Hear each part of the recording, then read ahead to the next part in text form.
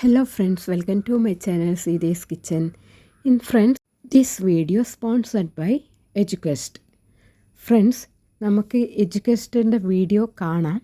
പക്ഷേ ഞാൻ എല്ലാ വീഡിയോയിലും പറയുന്നത് പോലെ തന്നെ നമുക്ക് ആവശ്യമുണ്ടെങ്കിൽ ഈ എഡ്യൂക്വസ്റ്റ് The struggle to find courses that truly speak your language, it's finally over. Welcome to EduQuest, where learning is made just for you. At EduQuest, we bring you a wide range of online courses, from career-building programs to skill-boosting masterclasses, all in your regional language.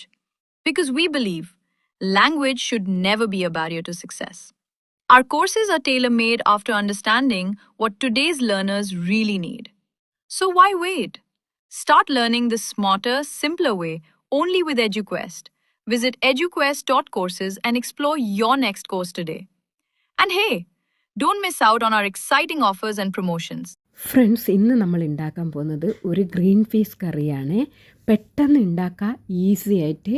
അതുപോലെ super taste ആയിരിക്കും. വെള്ളയപ്പം, അതുപോലെ ചപ്പാത്തി, ഇടിയപ്പം, ഇങ്ങനെ എല്ലാത്തിൻ്റെ കൂടെ ചേർത്തിട്ട് നമുക്ക് തിന്നാൻ പറ്റുന്ന ഒരു സൂപ്പർ ഈസി ആയിട്ടുള്ള ഗ്രീൻ പീസ് കറിയാണ്. അധികം ചേരുവകളൊന്നും വേണ്ട, പെട്ടെന്ന് ഉണ്ടാക്കാൻ പറ്റുന്ന ഒരു കറിയാണ്. അപ്പോൾ അതിന് വേണ്ടുന്ന ഇൻഗ്രീഡിയൻസ് എല്ലാം ഈ വീഡിയോയിൽ കാണിക്കുന്നത് പോലെ തന്നെ നിങ്ങൾ നോക്കിക്കോ. ഗ്രീൻ പീസ്, ഒരു ക്യാരറ്റും എടുത്തിട്ടുണ്ട്, അതുപോലെ സവാള എടുത്തിട്ടുണ്ട്, അതുപോലെ സവാളേൻ്റെ ചെറിയ പീസും, പെരുംജീരകവും, ഗ്രാമ്പു, ഒരു 2 ഏലക്ക, പിന്നെ പച്ചമുളക്, തേങ്ങ, ഇത്രയും ഇട്ടിട്ട് നമുക്ക് അതൊന്ന് നൈസായിട്ട് അരച്ചിട്ട് വരാം കേട്ടോ.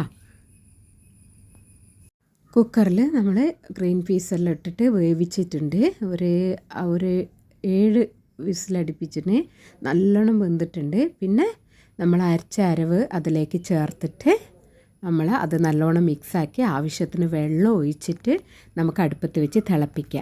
അപ്പോൾ നമുക്ക് കറി കുറച്ച് തിക്നെസ് വേണമെന്നുണ്ടെങ്കിൽ ഒരു ടിപ്പ് പറഞ്ഞു തരാം. നമ്മൾ ഗ്രീൻ പീസ് വേവിച്ചതിന് കുറച്ച് നമ്മൾ തേങ്ങ അരയ്ക്കുമ്പോൾ അതിലേക്ക് ചേർത്തിട്ട് അരച്ചാൽ മതി കേട്ടോ. അപ്പോൾ നമുക്ക് എത്ര തിക്നെസ് വേണോ അതിനനുസരിച്ചിട്ട് നമ്മൾ അതൊന്ന് ചേർത്താൽ മതി. സൂപ്പറായിട്ട് തിക്നെസ് ഉണ്ടാവും. നമ്മളിത് ഒന്ന് തിളപ്പിക്കാം. നല്ല ടേസ്റ്റാണ് കേട്ടോ.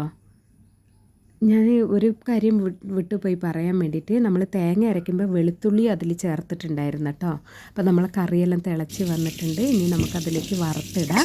അതിന് വേണ്ടിയിട്ട് ഒരു പാത്രത്തിൽ എണ്ണ ഒഴിച്ചിട്ട് ആവശ്യത്തിന് കടുക് ഇട്ടിട്ട് നമുക്ക് ഉണ്ടാക്കാം. അത് പൊട്ടി വരുമ്പോൾ കരിവേപ്പിലയും ഇടാം.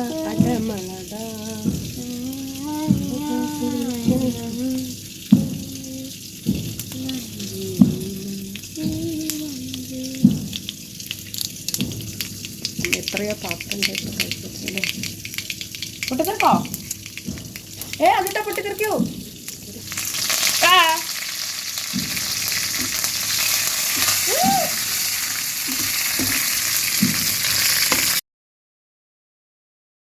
ഫ്രണ്ട്സ്, ഒരു കാര്യം കൂടി പറയാൻ വിട്ടുപോയി. അതിലേക്ക് കുറച്ച് പെരുംജീരകവും പൊട്ടി വരുമ്പോൾ ചേർക്കാട്ടോ.